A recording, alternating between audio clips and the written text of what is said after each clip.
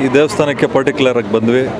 ನಮ್ಮ ಕೆ ನಮ್ಮ ಸಹೋದರರು ಅವ್ರು ಯಾವುದೇ ಕಾರ್ಯಕ್ರಮ ಕೇಳಿದ್ರು ನಾವು ಮಿಸ್ ಮಾಡಲ್ಲ. ಸೊ ಲಿಖಿತ್ ಅಂತೇಳಿ ಎಲ್ಲ ಬಂದು ಕರೆದ್ರು, ಅನುದಾನ ಮಾಡ್ತಾಯಿದ್ದೀವಿ ಅಂತೇಳಿ.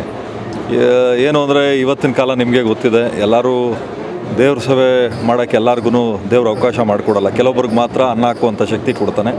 ಇವತ್ತು ಸುಮಾರು ಒಂದು 4-5 ಸಾವಿರ ಜನಕ್ಕೆ ಅನುದಾನ ಮಾಡುವಂಥ ಕಾರ್ಯಕ್ರಮ ಇಟ್ಕೊಂಡಿದ್ದಾರೆ. ನಮ್ಮ ಪುಣ್ಯ, ಯಾಕಂದರೆ ಇವಾಗ ನಮಗೆ ಮಾಡೋ ಶಕ್ತಿ ಇದೆಯೋ ಇಲ್ಲೋ ಗೊತ್ತಿಲ್ಲ, ಮಾಡೋವಂಥವ್ರ ಜೊತೆಲಿ ನಾವಿದ್ದರೆ ಆ ಪುಣ್ಯ ನಮಗೂ ಸಲ್ಲಿ ಅಂತೇಳಿ ನಾವು ಬೆಂಗಳೂರಿನಿಂದ ಬಂದಿದ್ದೀವಿ. ಮುಖ್ಯವಾಗಿ ಏನು ಅಂದರೆ ಮೈಸೂರು ಜನತೆ ತಮ್ಮೆಲ್ಲರಿಗೂ ಗೊತ್ತಿದೆ, ಏನು ಸಾಂಸ್ಕೃತಿಕ ನಗರಿ ಅಂತಲೇ ಹೆಸರುವಾಸಿಯಾಗಿರುವಂಥದ್ದು. ಈ ಥರದ ಕಾರ್ಯಕ್ರಮಗಳು ನಮಗೆ ಹೊಸ್ತಿರ್ಬೋದು, ಬಟ್ ಇಲ್ಲಿನವ್ರಿಗೆ ನಿಮ್ಗೆಲ್ಲರಿಗೂ ಭಾಳ ಹಳೇದಿದು.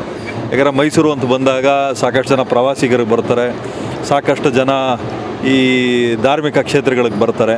ಸೊ ಎಲ್ಲರಿಗೂ ಮೈಸೂರು ನಂಬ್ಕೊಂಡು ಬರುವಂಥ ಎಲ್ಲರಿಗೂ ಆ ದೇವ್ರು ಒಳ್ಳೇದು ಮಾಡಲಿ ಅಂತ ನಾನು ಕೇಳ್ಕೊತೀನಿ. ಪ್ಲಸ್ ಇವತ್ತು ಕಡೆ ಸೋಮವಾರ ಆಗಿರೋದ್ರಿಂದ ಸ್ವಲ್ಪ ಅದ್ದೂರಿಯ ಕಾರ್ಯಕ್ರಮಗಳನ್ನ ಹಮ್ಮಿಕೊಂಡಿದ್ದಾರೆ. ಎಲ್ಲರಿಗೂ ಒಳ್ಳೇದಾಗಿದೆ. ಮೊದಲನೇ ವರ್ಷ ಬರ್ತಿರೋದ ಇಲ್ಲ ಸುಮಾರು ವರ್ಷದಿಂದ ಬರ್ತಿದ್ದಾರೆ ಸರ್? ಇಲ್ಲ, ಇದೇ ಮೊದಲನೇ ಸರಿ. ಮುಂಚೆ ಎಲ್ಲ ನಮ್ಮ ಸಹೋದರರು ಬೇರೆ ಬೇರೆ ದೇವಸ್ಥಾನಗಳಿಗೆಲ್ಲ ಕರ್ಕೊಂಡು ಹೋಗ್ತಾರೋ ಅಲ್ಲಿಗೆಲ್ಲ ಹೋಗ್ತಾ ಇದ್ವಿ. ಇಲ್ಲಿಗೆ ಇದೆ. ಹೊಸತನದಾಗಿ ಏನಾದ್ರು ಕಾಣಿಸ್ತಿದೆ ಸರ್ ನಿಮಗೆ ಇವತ್ತು ಸ್ಪೆಷಲ್ ಆಗಿ? ಹೊಸತನ ಏನು ಅಂದರೆ ಈ ನೋಡೋದ್ರಲ್ಲ, ಪುಟ್ಟ ಹೆಣ್ಮಕ್ಳು ಭಾಳ ಚೆನ್ನಾಗಿ ರೆಡಿ ಆಗಿದ್ದಾರೆ, ಭಾಳ ಖುಷಿ ಆಗ್ತದೆ. ಆಮೇಲೆ ಅನುದಾನ ಮಾಡುವಂಥದ್ದು ನಿಮಗೆ ಗೊತ್ತಿದೆ, ಇಲ್ಲಿ ಚಾಮುಂಡಿ ಹಬ್ಬ ಅನ್ನೋದು ಮಾತ್ರ ಭಾಳ ವಿಶೇಷವಾಗಿತ್ತು.